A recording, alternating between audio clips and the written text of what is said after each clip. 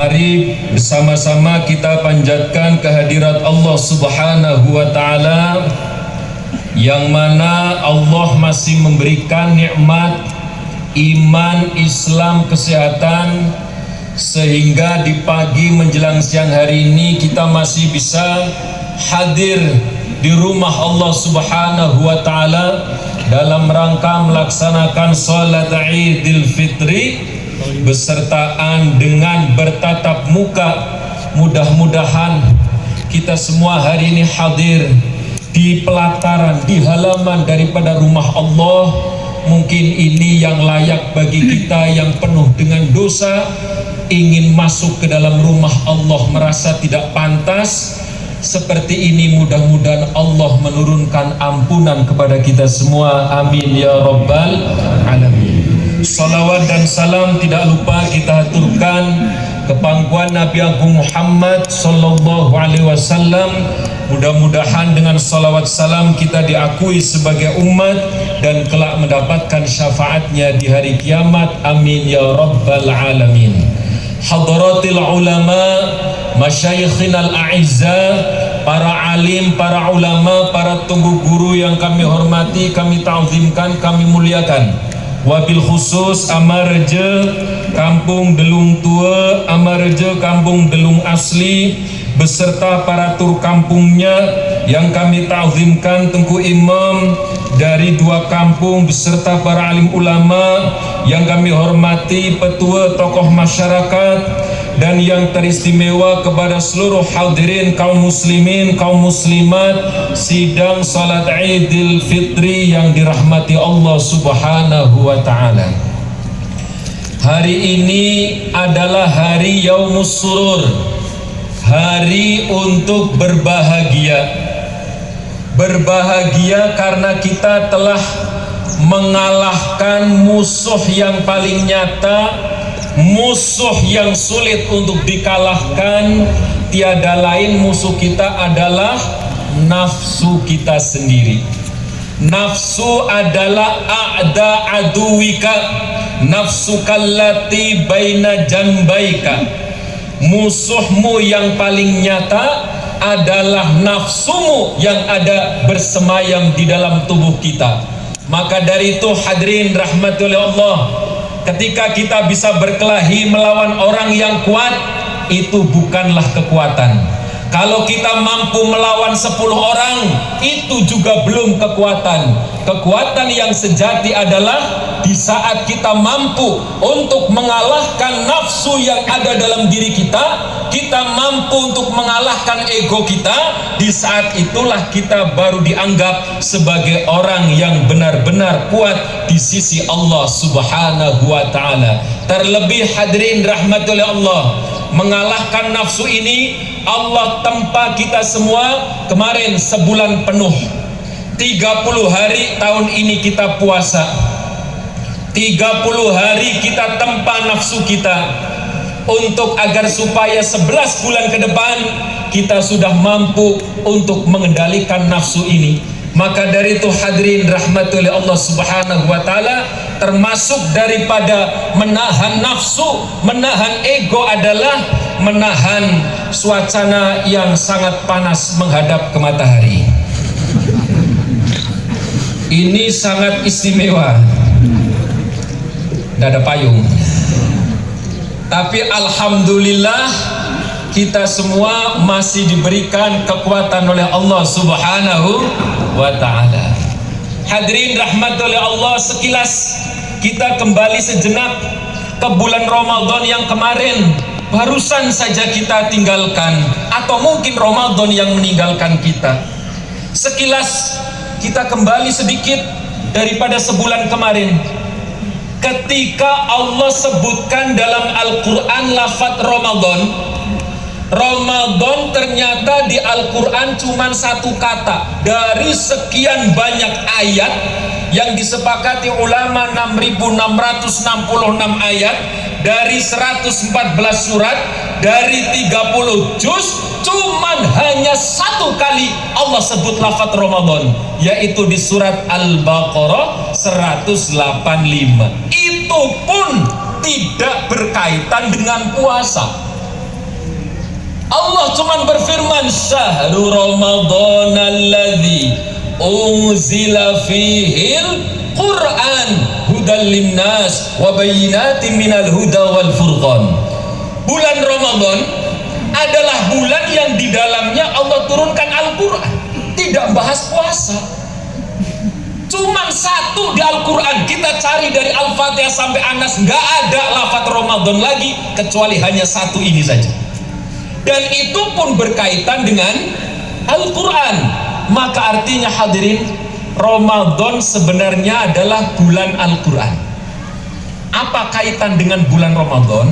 Bulan Ramadan dikaitkan dengan puasa, kaitannya apa? Mohon maaf ama ini yang kami hormati, ini yang bisa memahami khususnya anak muda, yang bisa faham ayat syahrul ramadan alladzi unzila fihil Quran berkaitan dengan puasa, yang bisa faham adalah anak muda. Dan bagi awan-anan yang pernah muda, kalau kita pahami ketika sudah tua, kita sulit untuk faham. Tapi yang masih muda berpotensi faham tentang ayat ini. Apa maknanya? Bulan Ramadan adalah bulan di mana Allah turunkan Al-Quran. Orang yang dituruni Al-Quran, Al-Quran kalamullah, Al-Quran firman Allah. Orang yang diberi Al-Quran berarti dia kepingin ngobrol kepada Allah. Orang yang pingin ngobrol karena orangnya sedang jatuh cinta. Orang yang jatuh cinta maka kepingin ngobrol terus dengan yang dicintai, karena dia asik ngobrol dengan yang dicintai sampai dia lupa makan, dia lupa minum, lupa tidur. Itulah korelasi antara Ramadan dengan puasa. Artinya Ramadan diperintahkan perbanyak baca Al-Quran. Dan saya yakin masyarakat Delung Tua, Delung Asli khatam Al-Quran sampai berulang kali. Yang khatam, yang tidak baca juga masih ada. Alhamdulillah. Apa yang disampaikan sama Marjo sangat betul, sangat tepat. Orang berani ngantri untuk urusan dunia, tapi nggak berani ngantri untuk berlomba-lomba membaca Al-Quran. Sementara Al-Quran pedoman hidup. Maka dari itu yang ingin kami sampaikan di sini yang berkaitan dengan Al-Quranul Karim sebagai pedoman hidup untuk 11 bulan ke depan, sehingga jumpa lagi dengan Ramadan. Amin ya Rabbal Alamin. Ini belum sudah mulai keluar asap yang luar biasa ya. Alhamdulillah. Gak apa-apa, itu sangat bagus. Orang yang masih merokok berarti imannya kuat, tidak takut kepada malaikat maut, tidak takut neraka. Orang yang tidak merokok berarti masih punya rasa takut. Maka dari itu bersyukur tauhidnya kuat, dan saya yakin masyarakat Delung Tua, Delung Asli tauhidnya kuat. Amin. Kuat tauhidnya, pandai ma'rifatnya. Tadi saya baru sekali ini pernah mendengar, seumur saya berada di Bener Meriah, baru kali ini saya mendengar Pak Reje menyampaikan bahwa sholat Idul Fitri itu diakhirkan, sholat Idul Adha itu dipercepat. Itu ajaran yang benar, dan baru sekali ini saya mendengar di sini. Di lain saya nggak pernah dengar. Cuman di sini ini menunjukkan masyarakat Delung Tua, Delung Asli, walaupun secara akademisi nggak punya lembaga sekolah, tapi orangnya penuh dengan ilmu semua. Amin. Orangnya ahli ilmu semuanya, tapi nggak pernah menampilkan. Jadi saya malu pakai sorban-sorban begini. Orangnya berilmu tapi tidak begitu nampak keilmuannya, tidak menampilkan bentuk luarnya, tapi dalamnya penuh dengan ilmu. Cuman satu yang ingin kami sampaikan sedikit berkaitan dengan rumah masa depan kita. Rumah masa depan, tadi disinggung sedikit tentang masalah kuburan.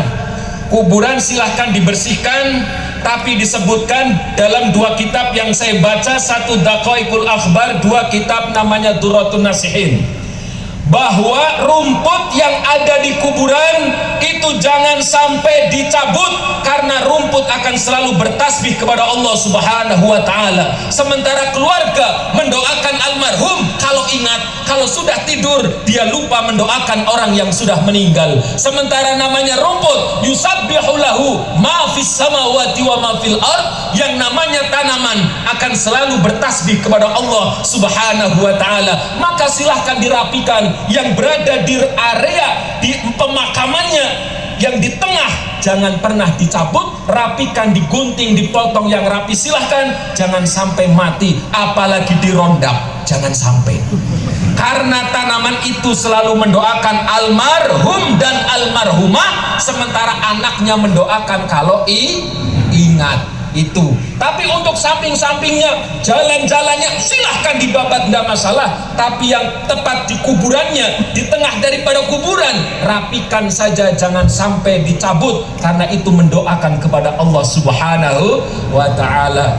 Dan juga saya sepakat dengan yang disampaikan sama Pak Hamarje, bahwasanya jangan pernah minta-minta di pinggir jalan. Malu harga di umat Islam. Orang Islam katanya orang kaya, mampu zakat, malu minta sumbangan di tengah jalan. Malu harga diri kita. Andaikan ada orang Kristen lewat kemudian melihat kita sedang minta sumbangan di tengah jalan, mau ditaruh di mana muka kita sebagai kaum muslimin, kaum muslimat yang katanya al-Islam ya'lu wa la yu'la alaih. Islam akan selalu luhur, Islam akan selalu tinggi. Kenapa sampai dalam urusan membangun pun harus minta di tengah jalan? Yang kadang na'udzubillah summa na'udzubillah minta sumbangannya di tengah jalan, maka yang banyak nyumbang adalah orang yang lewat. Giliran masjidnya sudah siap, orang lewat pingin sholat, masjidnya dikunci. Innalillahi. Minta sumbangannya di tengah jalan, yang nyumbang orang lewat. Begitu masjidnya siap, orang lewat pingin sholat, masjidnya dikunci. Maka dari itu tolong masjid adalah rumah Allah. Kalau rumah kita bisa kita besarkan, kenapa rumah Allah tidak kita besarkan?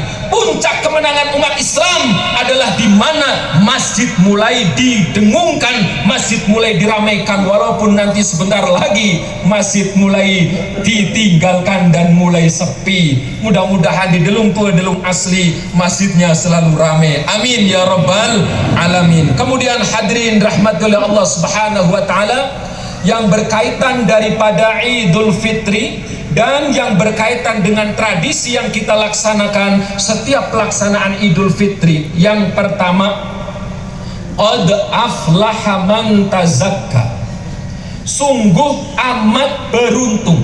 Qad adalah bimakna tahqiq ketika masuk ke dalam fi'il madhi.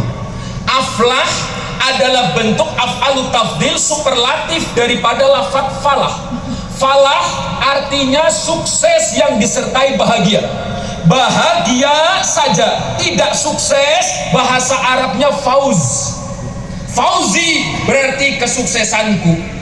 Bahagia tanpa sukses, fauz. Sukses tanpa adanya rasa bahagia, maka bahasa Arabnya farah, farhan. Sementara falah, bahagia yang disertai kesuksesan, falah. Maka panggilan solat bukan hayya alal fauz, bukan hayya alal farah, tapi hayya alal falah. Falah memiliki arti kesuksesan yang disertai kebahagiaan. Bentuk superlatifnya aflah, kemasukan qad bimakna tahqiq, sungguh amat sangat beruntung dan sukses man tazakka, orang yang mau membersihkan. Tazakka bermakna 9 makna, tapi saya cuma sebut 2 saja. Yang pertama, tazakka dia mengeluarkan zakat fitrah.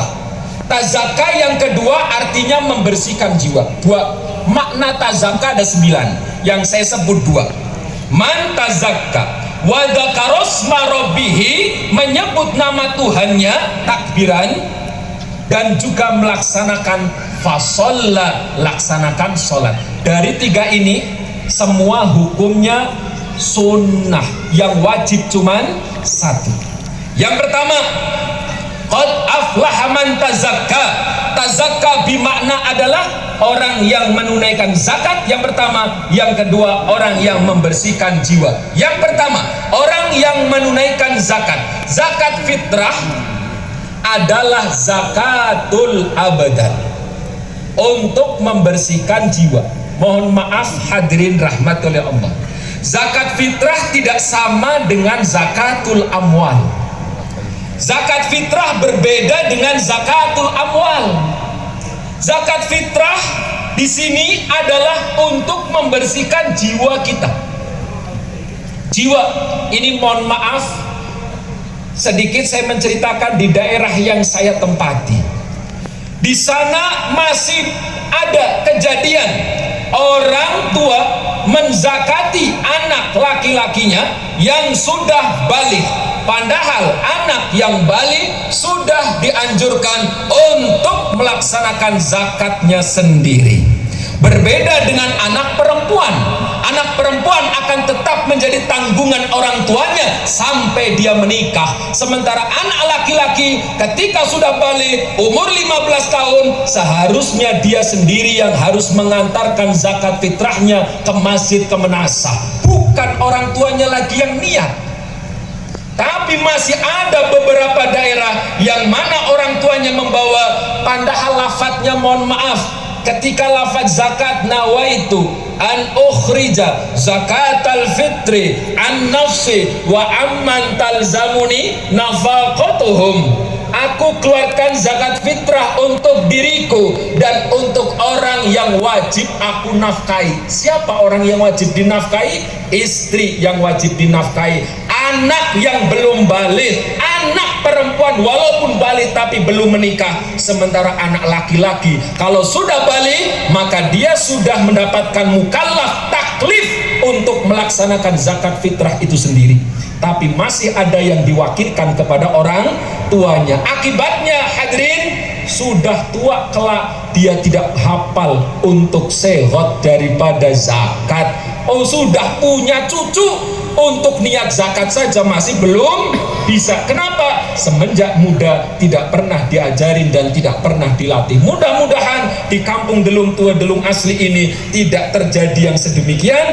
Anak mudanya sudah rajin mengeluarkan zakat fitrah. Amin. Ternyata belum juga. Alhamdulillah.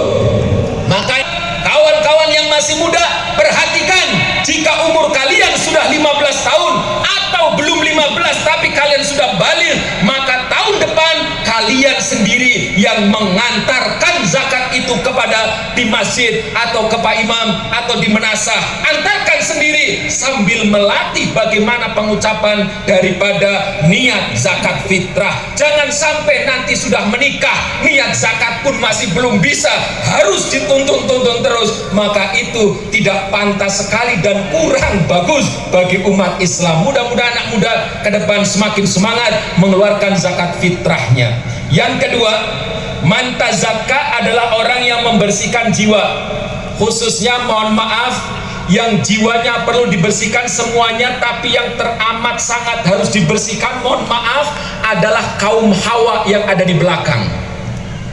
Kaum Hawa, bersihkan jiwanya. Maka ketika niat zakat fitrah hadirin, orang ketika sholat merasakan nikmat sholat. Orang yang sholat akan tahu rasanya. Rasa sholat, contoh rasa sholat tarawih apa? Lelah, minimal lelah. Orang yang puasa rasanya apa? Lapar. Orang haji rasanya apa? Lelah, perjalanan.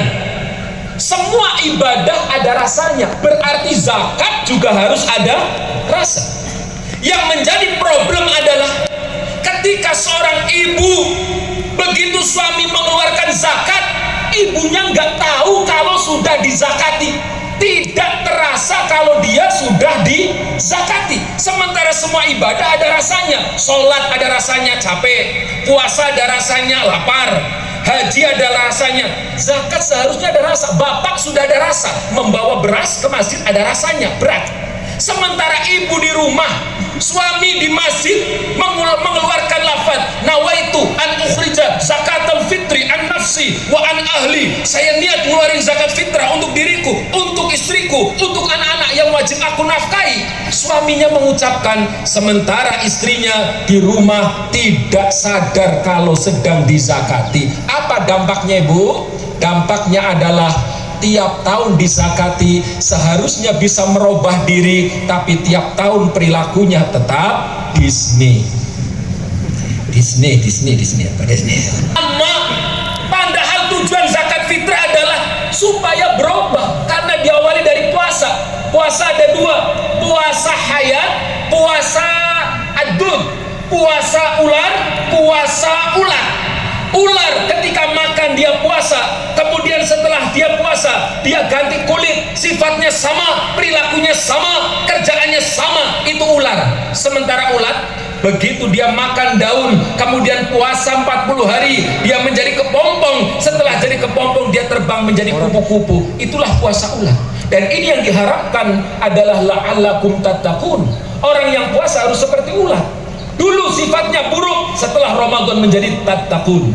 Dulu sifatnya malas, setelah Ramadan menjadi tattaqun. Itu tujuan daripada puasa Ramadan. Tidak hanya sebatas dia merubah pola makannya saja, tapi untuk meraih daripada la'allakum tattaqun. Kemudian yang berkaitan dengan tattaqun, ini tadi disampaikan juga sama Tengku Imam, bahwa yang namanya mohon maaf, ulama semua sepakat. Hak ada dua. Dosa kita kepada Allah, dosa kita kepada sesama manusia. Mohon maaf, ini agak kasar sedikit. Hubungan kita kepada Allah, huququllah mabniun alal musamahah. Hak kita kepada Allah dibangun atas dasar kemudahan. Apa hak kita kepada Allah? Salat, puasa, zakat, haji, ibadah-ibadah, dan dosa-dosa yang berkaitan dengan Allah. Mohon maaf, zina adalah dosa hubungan orang itu dengan Allah. Mencuri adalah dosa orang itu kepada Allah. Minum-minuman keras adalah dosa orang itu kepada Allah. Berjudi dosa orang itu kepada Allah. Maknanya, kalau dia punya dosa kepada Allah, tengah malam dia bangun taubat, maka Allah akan memaafkan, karena innallaha ghafurur rahim. Dibangun atas dasar kemudahan. Yang kedua yang bahaya, dosa sesama huk adam, sesama manusia. Allah tidak akan memaafkan kecuali yang bersangkutan sudah memaafkan. Saya contohkan yang paling ekstrim. Contoh, ada orang berzina, dia dosa kepada Allah. Kemudian ada orang menggerebek. Kalau Indonesia menggerebek, tapi di sini menggerebek. Ada orang berzina, digerebek. Yang berzina dosa dia kepada Allah. Yang menggerebek dosa dia kepada sesama manusia. Artinya bisa jadi orang yang berzina kemudian digerebek, setelah digerebek dia ditangkap, setelah ditangkap dia taubat, dia minta maaf kepada Allah, dosanya dimaafkan, selesai urusan. Sementara yang menggerebek kemudian dia cerita kepada tetangga, cerita lagi kepada tetangga, cerita lagi kepada tetangga, ini tidak akan dimaafkan oleh Allah, karena bukan urusan dengan Allah, tapi urusan dengan orang yang pernah melakukan perzinahan. Maka bisa jadi orang yang berzina sudah masuk surga, yang menggerebek masih masuk neraka. Na'udzubillah min. Maka semua ada ilmunya. Maka untuk urusan dosa yang berkaitan dengan manusia, ulama memberikan pedoman. Yang pertama, tidak boleh memohon maaf global atau kolektif. Tidak boleh. Semua kesalahan saya memohon maaf semuanya. Ada lagi yang menggunakan istilah mohon maaf lahir batin. Ada lagi yang agak tidak kedengaran, lahir batin. Tidak pernah mengucapkan mohon maaf, tapi yang diucapkan adalah lahir batin. Lahir itu luar, batin itu dalam. Berarti andekan nanti ada orang ketemu orang cuma lahir batin, artinya luar dalam. Apa makna luar dalam? Maka tolong ucapkanlah lafaz mohon maaf. Tapi sebenarnya secara hukum memohon maaf itu harus didetailkan. Saya pernah menggibah, saya pernah ngomong buruk, saya pernah memfitnah, saya pernah ucapkan itu semua sebagai tebusan di dunia. Tapi hari ini tidak. Orang akan mengucapkan semua BWN kesalahan, BWN mohon dimaafkan lahir batin, sementara ada kesalahan yang mungkin tidak bisa dimaafkan, dan ini akan keterkaitan kelak ketika dia masuk ke alam kubur. Maka dari itu mohon maaf hadirin, bahwa memohon maaf ini bukan formalitas, bukan hanya sebatas ketemu kemudian ucapkan mohon maaf, tidak, tapi harus ada penyesalan dalam diri bahwa kita berjanji tidak akan mengulanginya lagi. Kalau orang telah melakukan kesalahan dan dia ngulang lagi, itu adalah al-mustaghfiri minadz-dzambi ma'al musri kal mustalzi'i billah. Orang yang beristighfar, orang yang memohon maaf, akan tetapi dia ulangi lagi kesalahannya, itu sama saja orang yang sedang meremehkan kepada Allah Subhanahu wa taala. Maka dari itu mohon maafnya jangan cuma formalitas, tapi ucapkanlah harus sebenar-benarnya, tulus ikhlas, terlebih kaum ibu kepada kaum amah. Tidak boleh memohon maaf ketika ine menyampaikan permohonan maaf kepada amah. Amah, BWN kesalahan, niru maaf, semua dimaafkan. Kemudian amah juga bilang, ya ine semua kesalahan ama maafkan semua, boh maafkan semua. Ternyata dimaafkan, kata ini boh mah maafkan, boh maaf. Ternyata ada kesalahan, amae mau nikah lagi, salah. Tapi ini sudah terlanjur boh. Lah kalau sudah terlanjur boh, gerengmu protes. Gak boleh demo, kenapa? Boh. Boh kalau sudah bilang iya, oke, berarti sudah nggak boleh ada gugatan. Maka minta maaf harus didetailkan. Salah yang mana mah? Ini juga sama salah yang mana nih? Karena ada kesalahan yang tidak mungkin dimaafkan kecuali ada syarat. Maka nggak cukup mohon maafnya global, kemudian harus dengan detail. Cuman bagi kita kadang sudah berbaik sangka, khususnya di bulan yang suci ini, akhirnya semua kesalahan dimaafkan. Permasalahannya ke depan jangan pernah diulangi salah-salah yang sama. Kemudian ini karena sudah terlanjur siang, ini yang berkaitan saja tentang hukum. Tolong hari ini semua kita dosanya diampuni oleh Allah Subhanahu wa taala. Hanya ada 3 yang tidak diampuni. 3 orang tidak diampuni.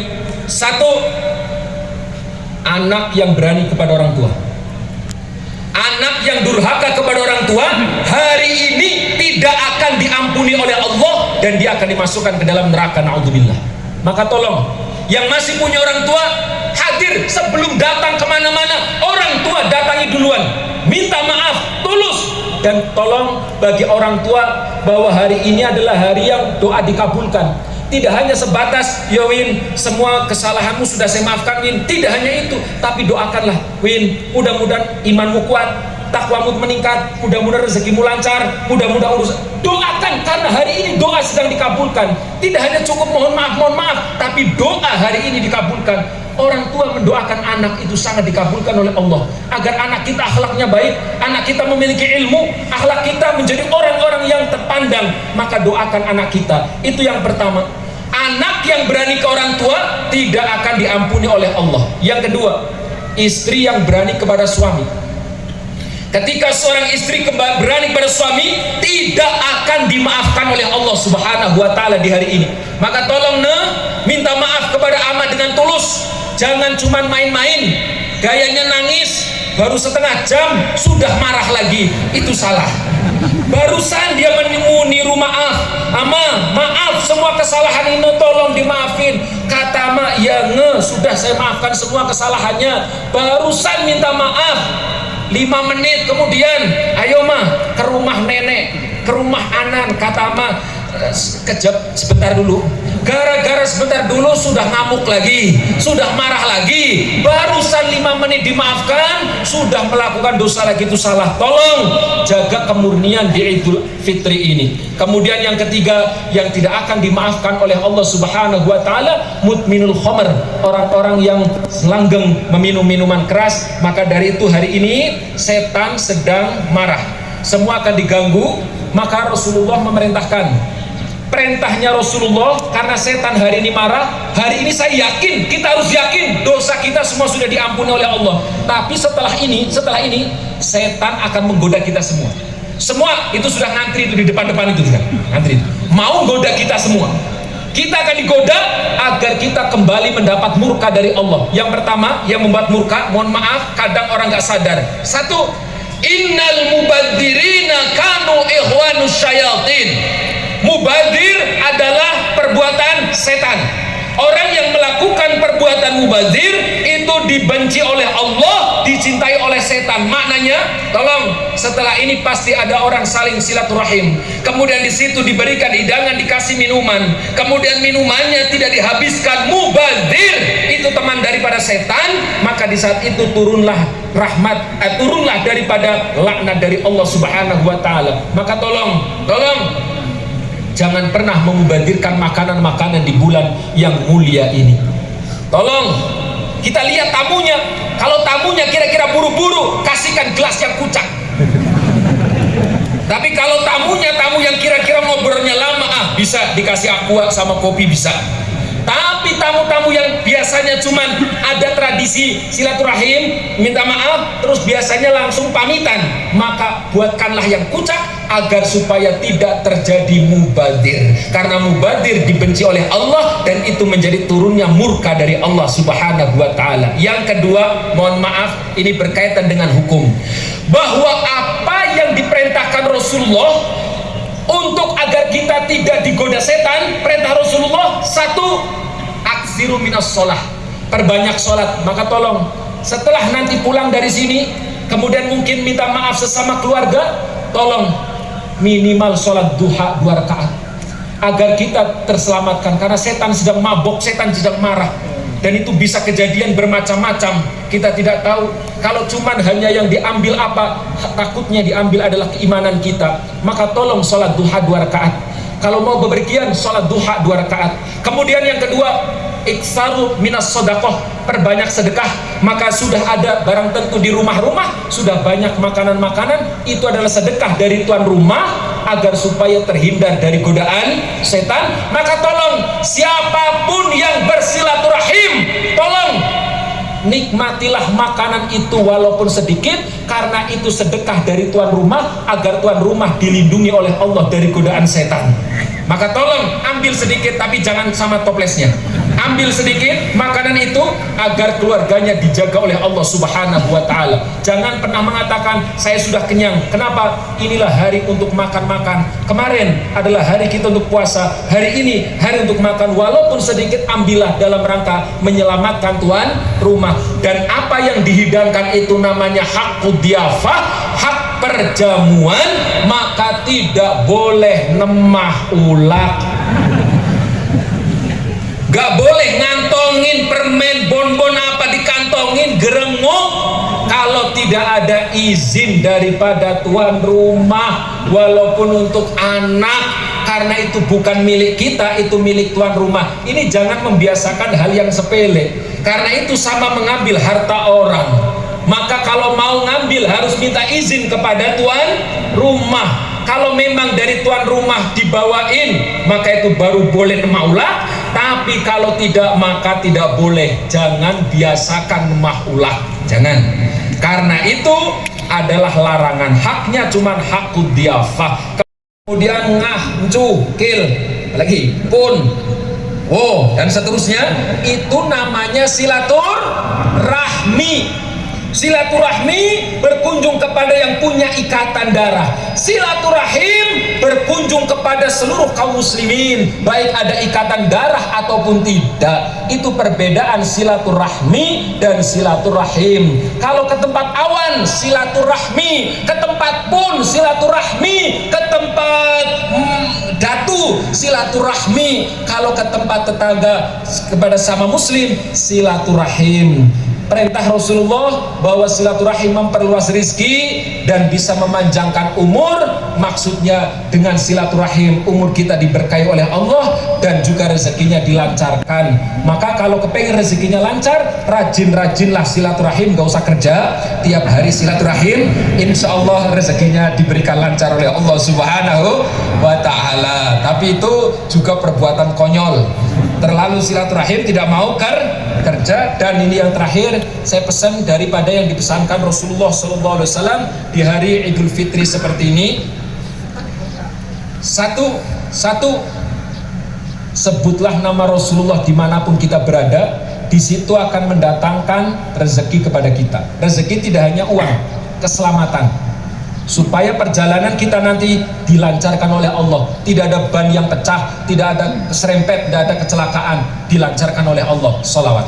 Yang kedua, zikir kepada Allah. Zikir bukan hanya sebatas ucapan subhanallah alhamdulillah saja, tapi zikir adalah, tolong, setiap perbincangannya adalah menyebut nama Allah. Jangan sampai, dan ini mohon maaf, tidak usah kita ikut-ikut membahas tentang kayak mana Iran, itu jauh sana, udahlah, tidak usah bahas nanti, karena ini kayaknya menjadi bahasan viral. Akhirnya setiap jumpa orang cerita Iran, ketemu orang cerita Iran, padahal kita pun gereng ngapa-ngapa itu ya, nggak ngapa-ngapain. Daripada bicara itu, mendingan bicara yang mengandung daripada penyebutan nama Allah, yang di situ ada nama Allah disebut.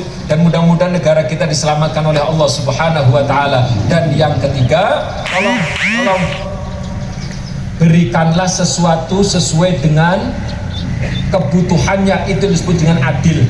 Adil adalah memberikan sesuai dengan kebutuhannya. Maka tolong kebutuhan sesuaikan, bahwa setiap badan kita memiliki kebutuhan. Apa yang memang tidak diperbolehkan maka jangan pernah dilakukan. Itulah pesan Rasulullah SAW, agar supaya kita di hari yang berbahagia ini diberkahi oleh Allah Subhanahu wa ta'ala. Kemudian yang terakhir, saya atas nama pribadi, kalau tidak salah saya sudah berapa kali datang kemari, sudah barang tentu kesalahannya banyak. Memang mungkin bukan salah secara fisik, tapi salah secara ucapan. Karena ucapan saya mungkin bisa menyinggung perasaan orang-orang semua. Tapi kalau nggak tersinggung ya kelewatan. Karena memang Al-Quran pasti nyinggung hati kita semua. Jadi kami atas nama pribadi sudi kiranya untuk dimaafkan semua kesalahan ucapan ataupun mungkin perilaku yang kami lakukan selama ini. Sudi kiranya dimaafkan. Alhamdulillah, saya tidak seperti Pak Imam. Kalau saya sebelum ama ini, saudara-saudara bengku, sebelum memohon maaf, sudah saya maafkan. Tidak perlu minta maaf, sudah saya maafkan. Yang pernah gibah saya, sudah saya maafkan. Tidak perlu minta maaf. Tapi kalau mau datang ke rumah silakan. Tapi kalau tidak apa-apa, sudah saya maafkan semuanya.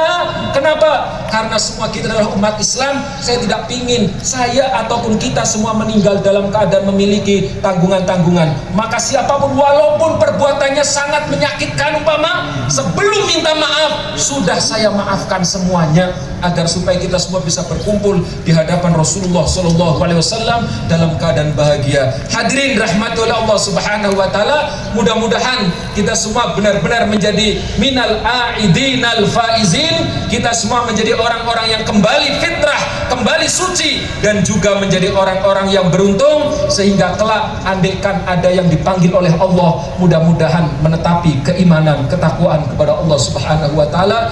Mudah-mudahan semua yang diberikan keselamatan, yang silaturahim diberikan keselamatan, semua perjalanan ini diberikan keselamatan oleh Allah Subhanahu wa ta'ala. Amin ya rabbal alamin. Mungkin hanya ini dapat kami sampaikan, lebih kurangnya kami mohon maaf yang sebesar-besarnya. Ihdinas siratal mustaqim wal afu minkum. Assalamualaikum warahmatullahi wabarakatuh.